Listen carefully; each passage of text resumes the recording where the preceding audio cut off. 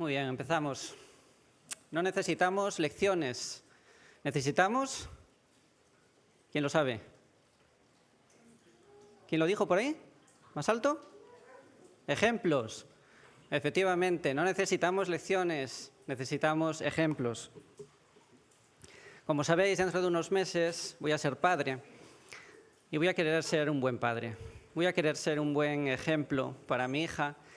Voy a querer que se sienta amada por mí, voy a querer enseñarle aquellas cosas que son importantes en la vida, hablarle del Señor, voy a tener que ponerle límites en algún momento y tengo que reconoceros que lo afronto con miedo, ¿eh?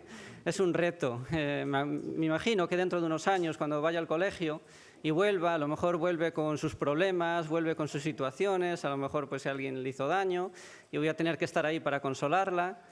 En otros momentos voy a tener que contrastar a lo mejor alguna idea con ella. A veces pensamos que a nuestros hijos los educamos nosotros y que solo beben de lo que nosotros le decimos, pero seguramente los que sois padres os dais cuenta de que no es así. A nuestros hijos los educan muchas más personas que nosotros. Los educan en el colegio, los educan sus amigos, los educa la televisión, las redes sociales, y pueden llegar a casa con muchas ideas que a veces tendremos que contrastar, tendremos que discutir, tendremos que confrontar. También los límites. Los límites a veces tan necesarios cuando son pequeños en esta etapa de la vida. Bueno, ¿en qué se va a basar el mensaje de hoy? Pues precisamente se va a basar en la necesidad de aprender a ser buenos guías. Allí donde el Señor te ha puesto. Piensa dónde pasas más tiempo a lo largo de la semana. A lo mejor en casa. Joaquín nos decía, en la obra social, hay que hacer labores de este tipo. El Señor nos manda y nos pide ser buenos guías porque vamos a tener en determinados momentos que consolar a personas que están a nuestro lado, ser vehículos de Dios en esa mirada de compasión ahí donde estamos, vamos a tener que poner límites, vamos a tener que defender la fe. Y eso es lo que vamos a aprender hoy. Hoy vamos a ver una escena en la que Jesús realmente está defendiendo ese rol de Mesías, pero lo va a hacer con un carácter eminentemente pastoral. Vamos a ver a Jesús con 4 grupos diferentes de personas, 4 conversaciones, y en cada una de esas conversaciones vamos a ver una respuesta diferente. Este va a ser el bosquejo.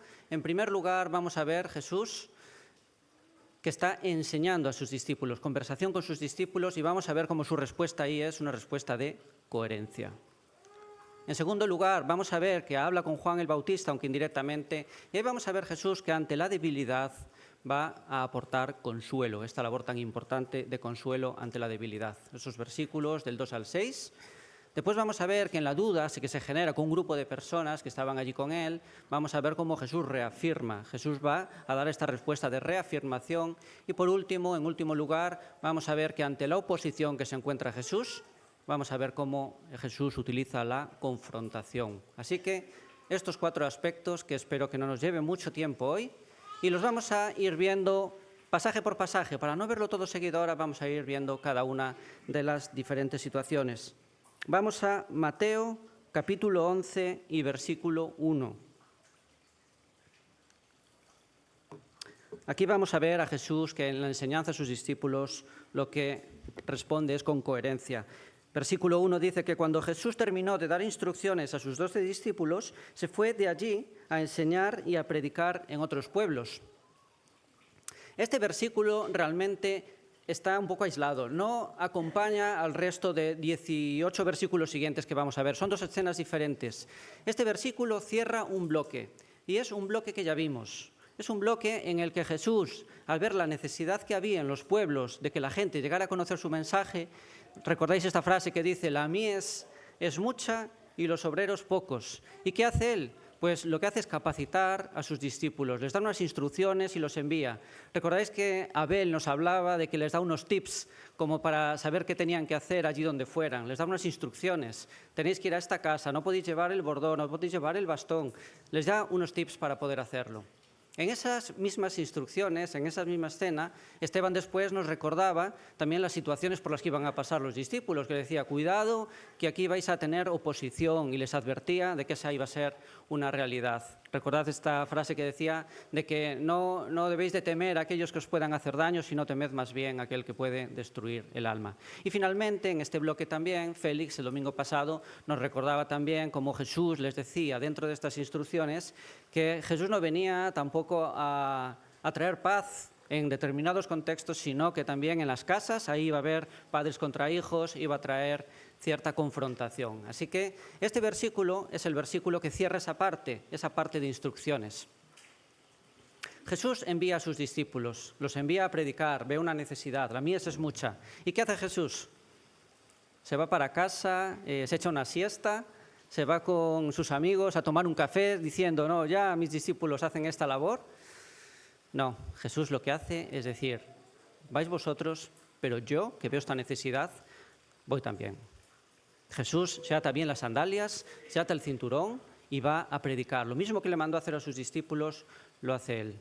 Nos recordaba Joaquín esta mañana cómo los líderes religiosos de esa época ataban grandes cargas pesadas sobre el pueblo. Les decían lo que tenían que hacer, les ponían cargas pesadísimas. Y Jesús les dice, haced lo que os dicen, pero no hagáis lo que hacen.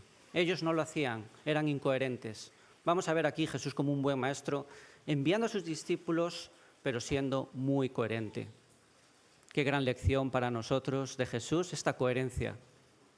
¿Cómo lo hacemos nosotros en nuestra vida? ¿Somos coherentes entre lo que decimos y después cómo nos comportamos? ¿Hay algún aspecto en nuestra vida en la que vemos que estamos diciendo algo y después nuestro comportamiento no es el mismo? Nos encontramos aquí una gran lección de Jesús, la coherencia ante la enseñanza que damos. Muy bien, pues cambiamos de conversación, ahora nos vamos a otro contexto y vamos a ver aquí en segundo lugar que ante la debilidad Jesús lo que responde es con consuelo. Versículos del 2 al 6. Juan estaba en la cárcel y al enterarse de lo que Cristo estaba haciendo, envió a sus discípulos a que le preguntaran, ¿eres tú el que ha de venir o debemos esperar a otro? Y le respondió Jesús, id y contadle a Juan lo que estáis viendo y oyendo. Los ciegos ven, los cojos andan, los que tienen lepra son sanados, los sordos oyen, los muertos resucitan y a los pobres se les anuncian las buenas nuevas. Dichoso, feliz el que no tropieza por causa mía. Juan lo estaba pasando francamente mal. Juan estaba en la cárcel. Él era realmente un chico, permitidme la expresión, un chico de iglesia. Él había nacido en una familia judía, él había crecido seguramente yendo a la sinagoga, con la educación de sus padres muy centrado. Ya incluso Dios había hablado directamente con él, tenía muy claro el propósito que era preparar ese camino para el Mesías que iba a venir. Era una persona probablemente bastante madura. De hecho, Jesús va a decir que él es el mayor profeta de todos. Ahora bien, en ese celo por hacer las cosas bien delante de Dios, ¿sabéis lo que le pasó, no? Lo dice ahí el versículo 2, lo meten en la cárcel, denuncia una situación, una conducta que estaba teniendo Herodes con Herodías, que era la mujer de su hermano, que se habían casado y por lo tanto ese no estaba bien delante de Dios. Y esa es la causa por la que Herodes lo mete en la cárcel. Aquí vemos a Juan maduro, pero en la cárcel, en circunstancias muy complicadas. Las cárceles romanas no eran como las cárceles que vemos ahora. Aquí no voy a decir que las cárceles sean un lugar ni agradable donde estar, ni que sean lugares cómodos o que alguien quisiera ir, pero el propósito de la cárcel, por lo menos aquí en España, es la reinserción. Es que las personas que hayan cometido un delito bastante grave vayan allí, pero que tenga un propósito después de varios tiempo, varios años, de volver a la sociedad de alguna forma sanados. Entonces, las cárceles son sitios donde pueden tener espacio, eso sí, donde dormir, donde comer, pero tienen espacio para hacer ejercicio, tienen un espacio también, a lo mejor para desarrollarse a través de talleres, y todo eso está orientado a que en la cárcel esa persona recupere otra vez su dignidad, recupere otra vez la sanidad y vuelva otra vez a la sociedad restaurado. La cárcel en la que estaba Juan, las cárceles romanas, no eran en absoluto algo parecido a esto.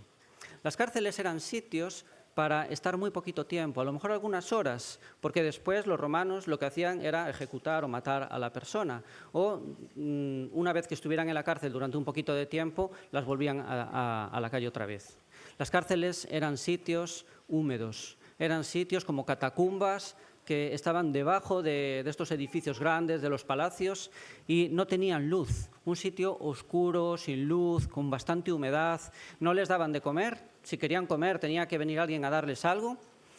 Y ahí, donde la persona tenía que estar unas pocas horas, Juan el Bautista estuvo meses. Juan el Bautista va a morir después, pero va a estar meses en una cárcel de este estilo. Imaginaros esa situación de debilidad, de desesperación de Juan el Bautista. ¿Y qué pasa en estas circunstancias? ¿Qué pasa en estas circunstancias? Pues que en Juan el Bautista empieza a germinar una duda sobre Jesús.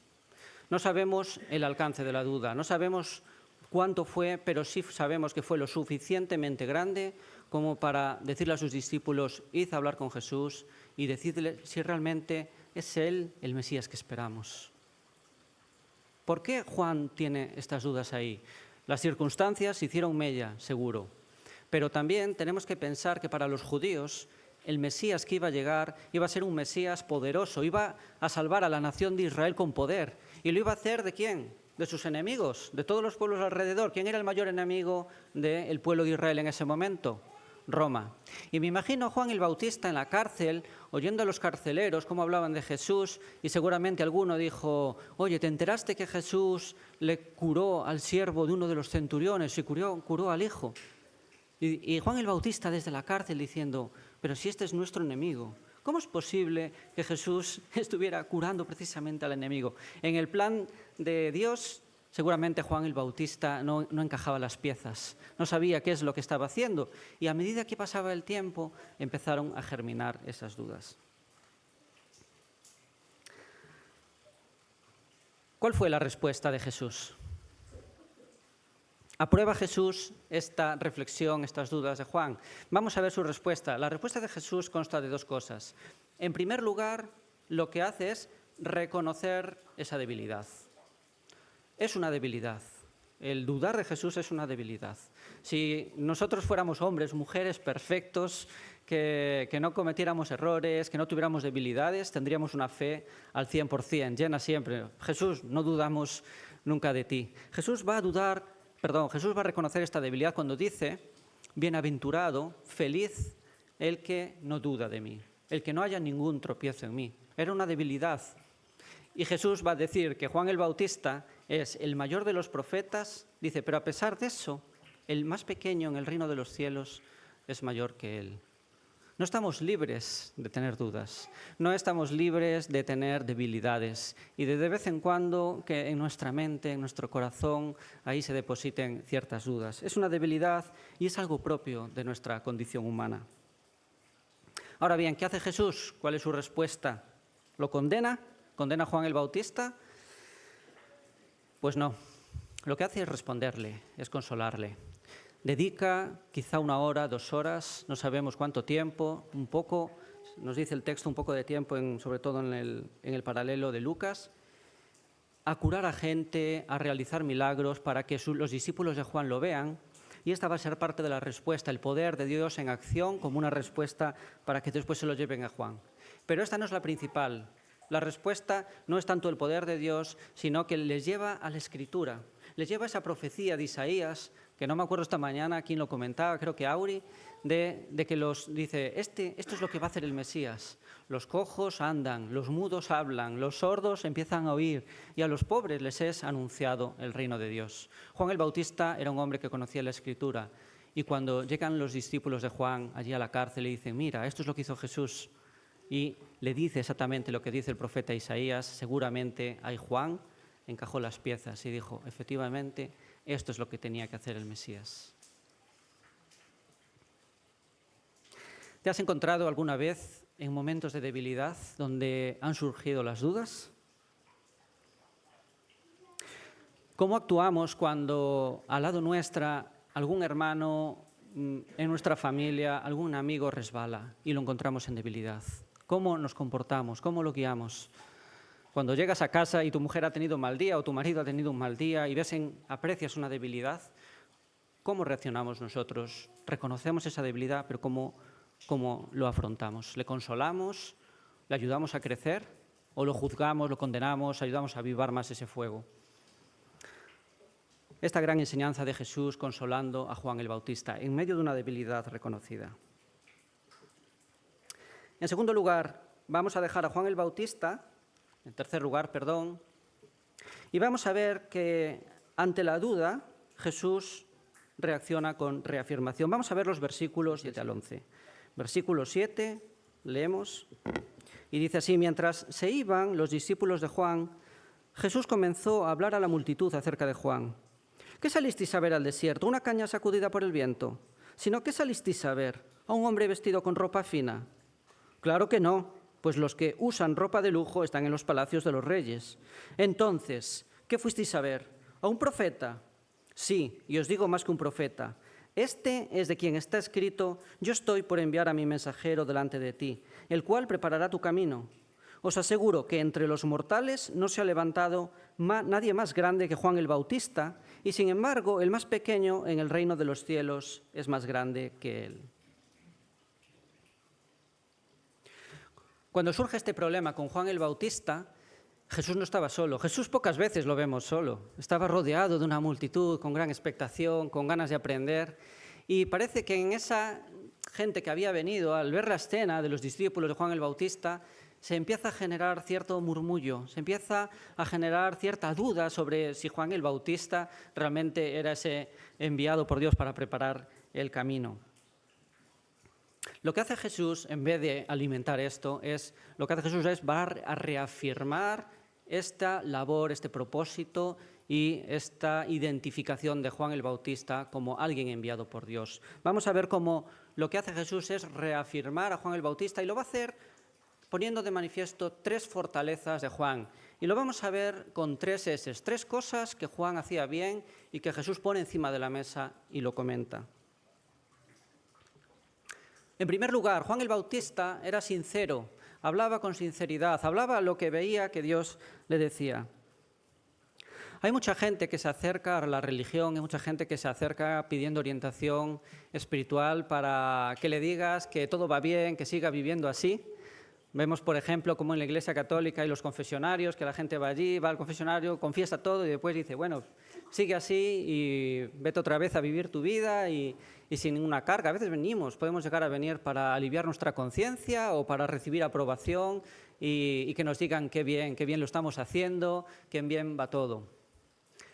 Muchas de las personas que se acercaban a ver a este profeta iban con esa situación, iban a querer que les dijeran lo que querían oír. Esto es actuar como una caña sacudida por el viento. Si el viento viene de un lado, te mueves para aquí, si viene de otro, soplas así. Y a cada uno que el profeta le dijera lo que quería oír. No sé si recordáis esta historia en el Antiguo Testamento de Balac con Balaam, que era uno de los profetas de Dios, que después la burra incluso va a hablar. Balac iba a buscar a ese profeta para que le bendijera. Y Balaam le dice, no te puedo bendecir, no lo estás haciendo bien, no es la realidad. Y otra vez Balac le dice, bendíceme. Y Balaam le dice, no puedo bendecirte.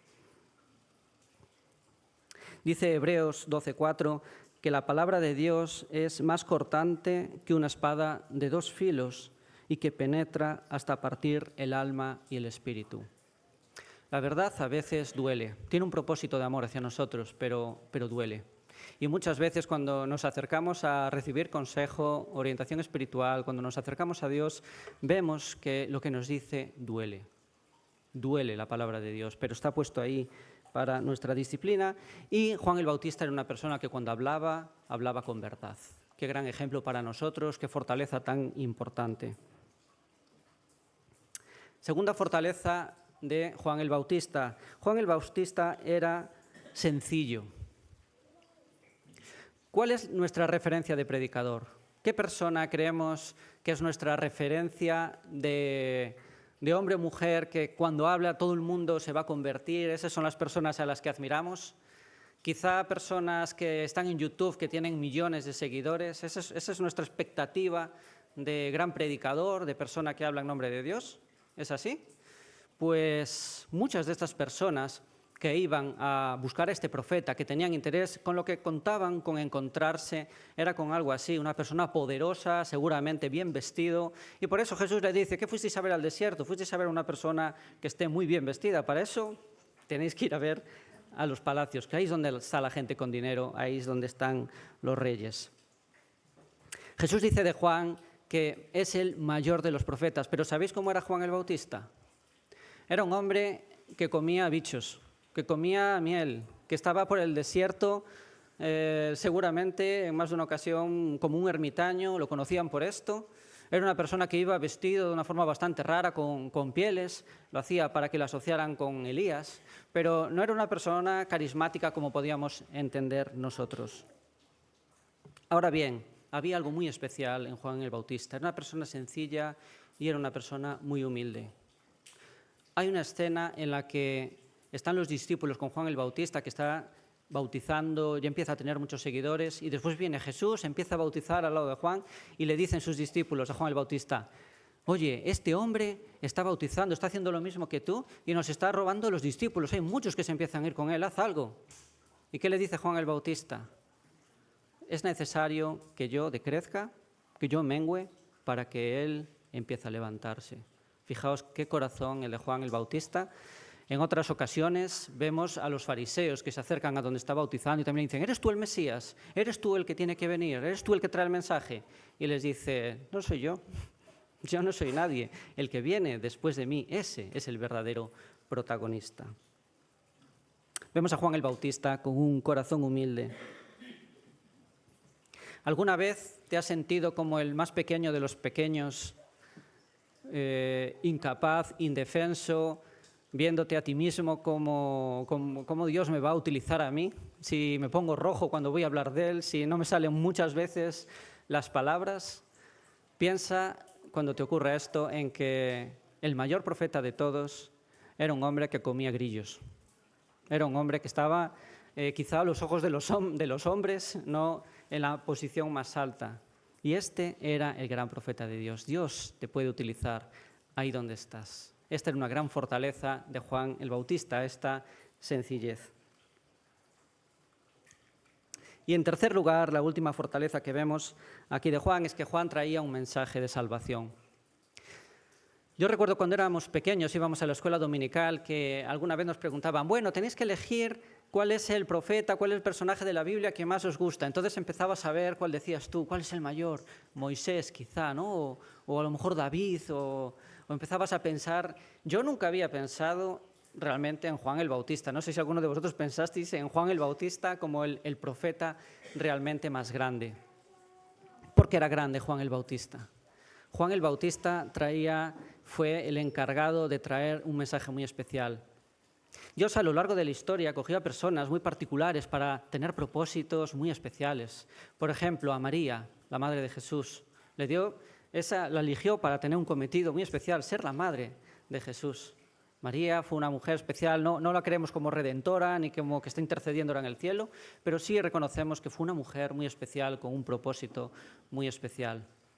Juan el Bautista también, una persona que venía a preparar el camino, que venía a preparar los corazones para que la gente entendiera mucho mejor el propósito de Dios, un Dios que se acerca. Así que el mensaje que trae Juan el Bautista es un mensaje importantísimo, un mensaje único en la historia. Todos los profetas sabemos que apuntaban a Jesús, pero Juan el Bautista lo hacía de una forma especial. Era el final de una era, la ley de los profetas hasta Juan, y llega el Evangelio, y vemos a Juan bautizando, predicando sobre el arrepentimiento.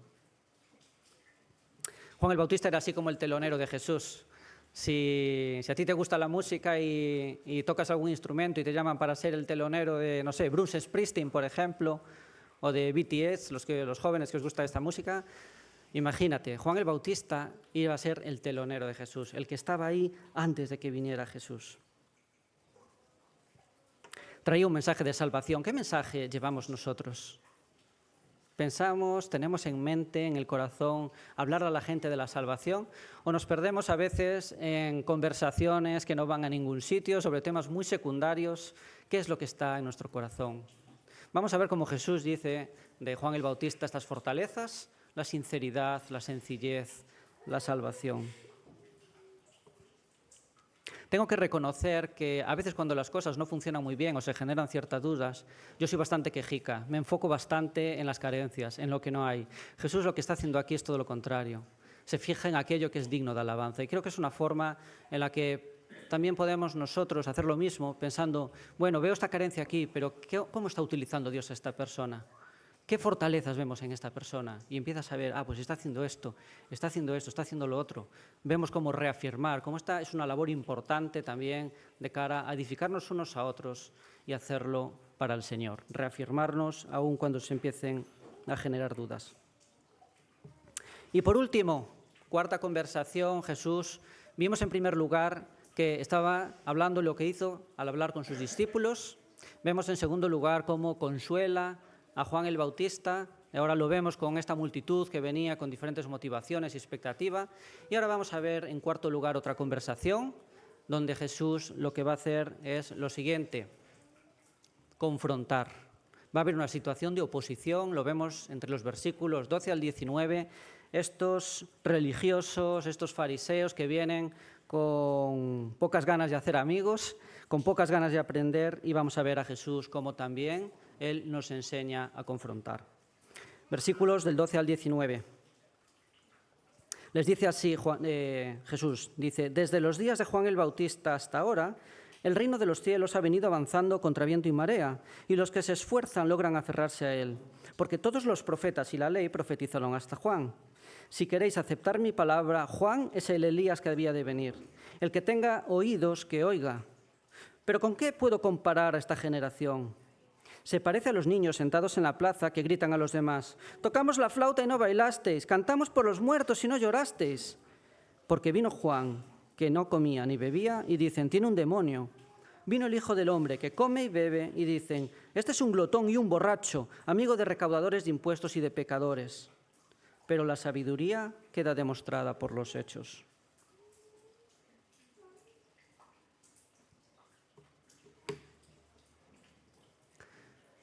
Esta es probablemente, dentro de lo que tenía que hacer Jesús, con lo que tenía que lidiar cada día, probablemente la parte más incómoda de todas. Los fariseos, esos líderes religiosos, iban al encuentro de Jesús con pocas ganas de aprender, no como otras personas que iban con ciertas expectativas, ciertas necesidades, con un corazón abierto. Ellos no. Ellos iban a oponerse, iban a insultarlo, iban a menospreciarlo, a que la gente no lo siguiera, a que la gente rehusara andar a su lado. Era una labor continua que hacían. Allí donde iba Jesús a enseñar, ahí iban estos religiosos a hacer esto. ¿Cómo lo hacían? Pues a veces le hacían preguntas trampas. Llegaban junto de él y le hacían una pregunta que tuviera un doble significado para que él no pudiera responder y así la gente dudara de Jesús. Otras veces, directamente, lo que dice este texto, le decían, eso, como no podían rebatirle lo que Jesús hacía, le decían, eso lo hace con un demonio. Y lo que hace realmente es con un poder maligno para que la gente que estuviera allí, en vez de irse esperanzada, lo que hiciera fuera abandonarlo. Otras veces que lo veían como en compañía de gente que era de dudosa reputación, como Jesús amaba a todo el mundo y andaba con ellos, lo que hacían era decirle a la gente, mirad con quién anda, es un pecador, anda como un borracho, como un glotón con ellos. Al margen de lo doloroso que debía de ser para Jesús esto, estaba preparado. Jesús sabía que este momento iba a ocurrir porque era un momento muy especial en la historia. El momento en el que Dios viene a rescatar a la humanidad, una nueva era, un nuevo pacto. Dios, como nos decía el invitado esta mañana, venía para rescatarnos, se encarna en un hombre. Y preparando el mensaje me inventé un dicho que dice así y me ayuda a entenderlo. Cuando Dios se acerca, el enemigo se despierta. Es así, cuando Dios se acerca a la humanidad, el enemigo se despierta, la oposición más intensa para evitar que la gente llegue a entender el mensaje de salvación de Dios. Es una parte espiritual, pero también encarnada en muchas de las personas que estaban allí. Hay oposición al mensaje del Evangelio. Esto no es una sorpresa para Jesús. Hoy, 2000 años después, sigue habiendo oposición. Veía un informe de Puertas Abiertas hace poco que decía que más de 260 millones de cristianos en el mundo están siendo perseguidos de alguna forma. Oposición de muchos tipos. A lo mejor tú hoy incluso estás sufriendo una oposición, puede ser simplemente con gente que te deja de lado, puede ser personas que nos insulten como insultaban a Jesús. En otros sitios vemos a gente dando la vida por defender el Evangelio. Necesitamos saber cómo confrontar la oposición. Necesitamos aprender de Jesús, que cuando venga, saber cómo lo tenemos que hacer. Y es lo que vamos a ver en cómo Jesús confronta a estos religiosos que estaban allí con su aparente santidad, siendo los maestros de la ley, son los que sabían cómo hacer las cosas. Vamos a ver cómo Jesús les rebate. En primer lugar, lo hace con argumentos.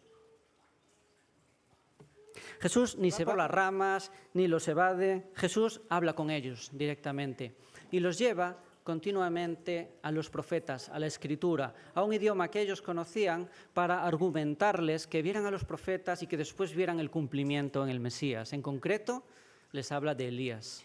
Esta conversación probablemente para aquellos que eran gentiles, griegos, no tenía ningún significado, pero sí para los judíos, porque los judíos esperaban que Elías viniera. Sabéis que Elías no murió, Elías fue llevado al cielo y muchos siguen esperando, muchos judíos, a que venga de forma literal antes del Mesías y lo esperan. Y ahí Jesús es donde les dice, pero mirad, ese Elías que vosotros decís era Juan el Bautista. Así que les habla de los profetas, les habla de irse hacia atrás para que puedan llegar a entender. Me acuerdo hace muchos años con mi abuela Melita, que muchos conocisteis, que yo me acababa de convertir, yo acababa de creer en el Evangelio y justo estábamos viendo este tema de cómo las profecías se cumplen en Jesús y yo le decía, pero abuela, ¿cómo es posible, viendo todas las profecías que hay, que la gente no crea en Jesús y dicen que van a nacer en Belén, que iba a hacer los milagros que está haciendo, que después iba a ser también golpeado por lo que hicimos nosotros? Hay muchas profecías que hablan de Jesús y Jesús con lo que contesta es con argumentos. Tenemos una fe que es sólida. Hay una dosis de fe, no podemos demostrar que Dios existe, pero no es una fe cualquiera. No es una fe que no se base en nada, es una fe sólida que tiene respuestas y que tiene argumentos a favor. Siempre me quedó en la cabeza un lema que tenía GBU, creo que alguna iniciativa de las que tuvieron de evangelismo, que decía una razón que cree, una fe que piensa, una razón que cree. Una parte de fe, pero basada también en argumentos. Qué importante esta forma de confrontar. En segundo lugar, amor.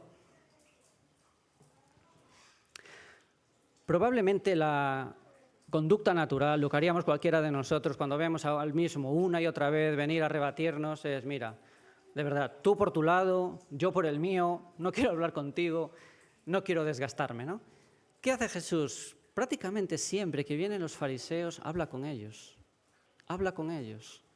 Y no les habla simplemente para que lo dejen en paz, les habla para mostrar argumentos con una intención.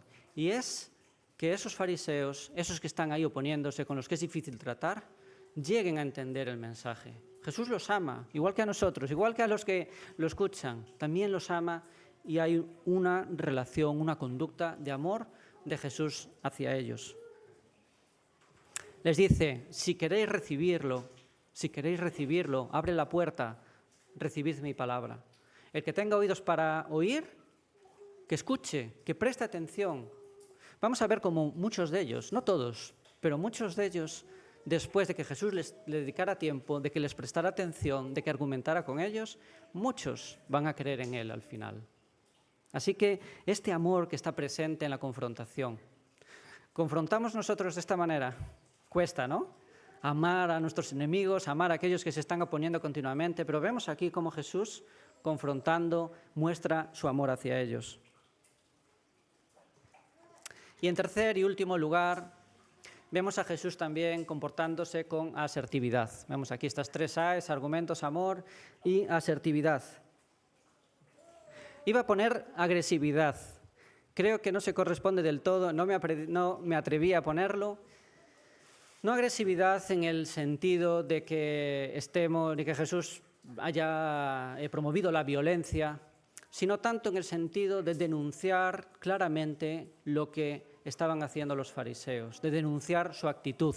Aunque puse asertividad porque también tiene cierto aspecto de asertividad. La asertividad tiene que ver con ser claros, con ver los hechos, No juzgar a la persona en base a nada, sino en base a lo que estamos viendo y a hechos objetivos. Así que también podría encajar aquí esta palabra de asertividad y aprendemos de Jesús esto.